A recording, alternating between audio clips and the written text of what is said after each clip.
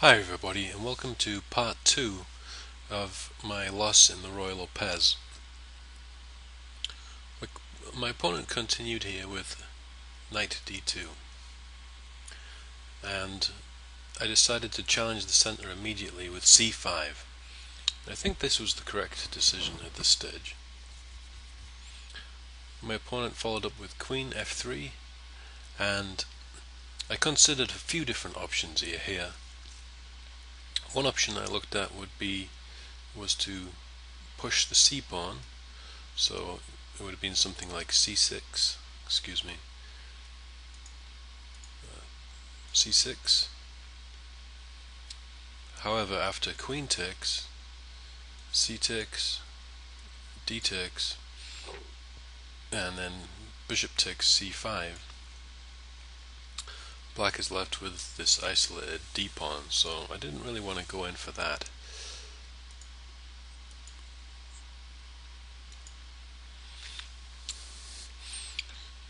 Another option may have been to bring the rook from the f file to the d file, but in the end I just opted to exchange queens on the f3 square. White had two options. He could take with really either knight, and he decided to recapture with the e knight so that he would increase the scope of the rook on e1. So now this rook kind of springs to life and begins to apply some pressure, and you'll notice that the knight and bishop aren't particularly well coordinated here, and psychologically this is where I started to kind of fall apart a little bit, because I overestimated the significance of this position, and there was actually a reasonable continuation that I found after the game that I overlooked. I was thinking too defensively here and blundered by bringing my rook to e8, and my position quickly began to fall apart. However, if I just remained calm here and calculated some other variations, I think I would have found a good continuation for black with decent chances. So we could have played something like c takes d, knight takes d on d4, black recaptures, and now white does not want to capture on e7, and this is the move that I'd seen, but I hadn't seen the follow-up by black. I could have played here simply knight e6, and then we suddenly find that the white rook on e7 is kind of imprisoned on this square, and black has a substantial advantage here. It's not clear how white is going to get the bishop out of this tricky spot the rook out of this tricky little position he's in. Nevertheless, I did not find this continuation in the game. I panicked and played rook to e8, and it's interesting that it kind of felt wrong when I played it, but I was trying to be defensive, and I was worried about losing either the bishop or the knight. But really, you need to not be fearful and just do the necessary calculations to determine if something is to be feared, rather than just having a notion about it. So you'll see that things begin to fall apart here, and I make actually a series of weak moves, and the tides turn quite quickly here. So my opponent pushed to d5, and I'm forced onto the defensive, so the knight's forced into a very passive role on the back rank. He follows up by centralizing his knight, so white has a clear advantage now. He's controlling the center.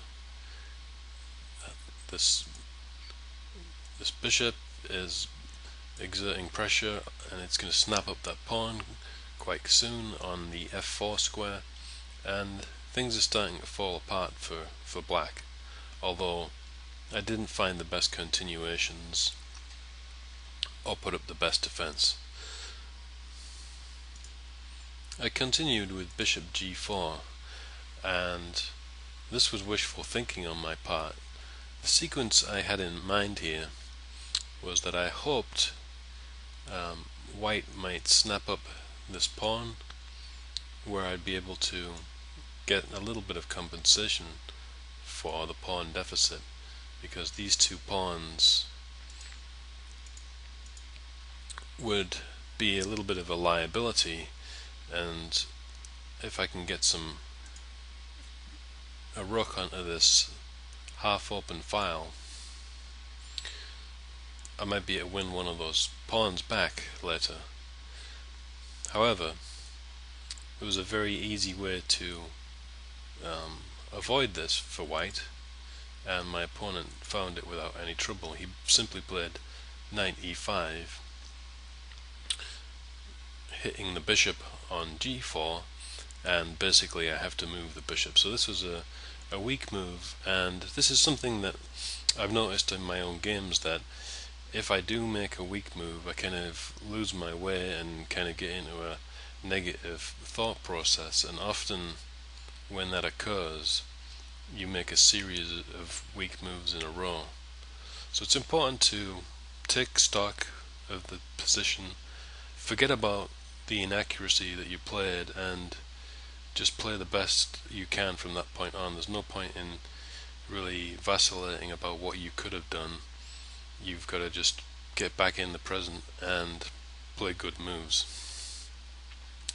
So I played bishop f5, then he snaps up the pawn now on f4, and I continued with bishop takes e4.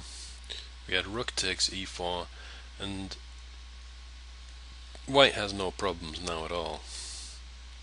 His pawn structure is better, his pieces are well coordinated and active, and black is probably already losing this game. So I tried bishop d6, e-bright rings the rook to double up on the e-file, and I played a further inaccuracy here, but it probably didn't matter at this stage. You had knight g6, and then he snaps that piece off. After taking on the rook, I can't recapture the bishop. I can't take the bishop on f4, or I would simply be losing a piece, because the knight on g6 could simply come back to recapture. So I've actually created another weakness for myself with this inaccurate move. So we had rook takes e4, rook takes e4, h takes g6, bishop takes d6, c takes d, and it's very hopeless now, because the rook basically can just come forward and attack and basically win one more pawn. So he's hitting both the d pawn and the g pawn, and black's position has become untenable. So I could play it on for a couple more moves just to see if he would get careless, but he didn't. So I tried king f7, rook, and he plays rook d6, so now he has a passed pawn on the d file. And as a last ditch attempt here, I tried rook e8, and I'm basically hoping for him to maybe check me here and then snap up this pawn, forgetting about the weakness on the back rank. But he just calmly played king f1, just reasserting his advantage, and at that point I reached out my hand and resigned. So it was an interesting game. The opening phase, I think, was in black's favor, but it shows you that there are critical points in the game, and it's important to recognize when something critical is happening in the center and to calculate carefully at that point and take the right course of action, since if you don't do that, the game can quickly spiral away from you, as we saw in this game. Well, I hope this was instructive and enjoyable, and that's it for this video. I'll see you next time. Thank you.